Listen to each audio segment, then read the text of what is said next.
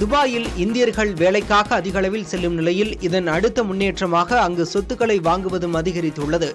துபாயில் இந்தியர்கள் பலர் வீடுகளை முதலீட்டு நோக்கில் வாங்கி வருகின்றனர்.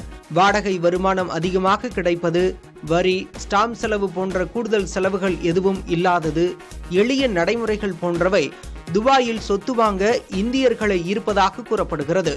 மேலும் 20 லட்சம் திர்ஹாமுக்கு மேல் துபாயில் சொத்து வைத்திருப்பது அங்கு கோல்டன் விசா கிடைக்கவும் காரணமாக இருப்பது இதற்கு மற்றொரு முக்கிய காரணமாக உள்ளது.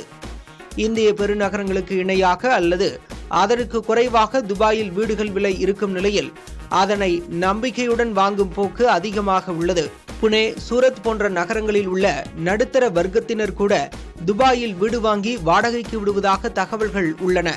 துபாயில் வீடுகளை விற்பனை செய்வதற்காக இந்தியாவில் பெரும் சந்தையே உருவாகி வருகிறது. இனி விளம்பரங்களில் சென்னைக்கு மிக அருகில் என்ற நிலை மாறி துபாய்க்கு மிக அருகில் என்ற நிலை கூட வரலாம்.